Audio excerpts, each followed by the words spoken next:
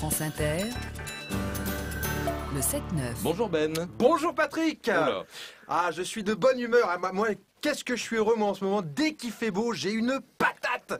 Le soleil brille, les filles sont belles, les oiseaux chantent.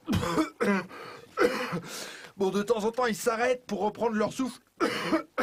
Excusez-moi, je tousse un peu, c'est à cause des pics de pollution là qu'il y a depuis quelques jours. Mais c'est rien, ne vous inquiétez pas, je crache presque plus de sang, il suffit de pas faire de sport, c'est tout. Il paraît que c'est à cause du trafic automobile, des véhicules diesel plus précisément. Bon, quand on réfléchit bien, le diesel, qu'est-ce que c'est? C'est du pétrole, donc ça vient de l'Arabie Saoudite. Attention, pas d'amalgame, je ne suis pas en train de dire que c'est la faute des Arabes, mais bon, il faut quand même se poser des questions. Les véhicules diesel émettent 90% des particules polluantes qui stagnent dans l'air. Ces particules tuent 40 000 personnes par an, c'est du terrorisme industriel. Moi je dis qu'on devrait punir pénalement les gens qui consulteront des sites qui font l'apologie des véhicules diesel. Il faut que le gouvernement fasse quelque chose. On a la chance d'avoir un gouvernement actif qui ne reste pas les bras croisés, pas comme certains, je ne citerai pas de nom, au cas où il sera élu président de la République prochainement, mais je sais que vous voyez de qui je veux parler. Ceux qui sont mous, ceux qui parlent devant leur miroir, ceux qui ne savent pas prendre de décision, ceux qui nous promettent le Père Noël toute l'année, bref.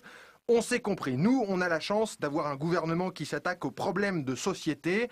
Comme dit ma grand-mère, il faut savoir prendre des mesures impopulaires.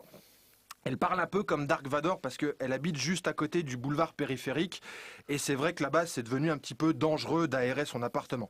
Elle est obligée de vivre les fenêtres fermées sinon elle peut plus respirer. Moi je lui interdis d'ouvrir ses fenêtres.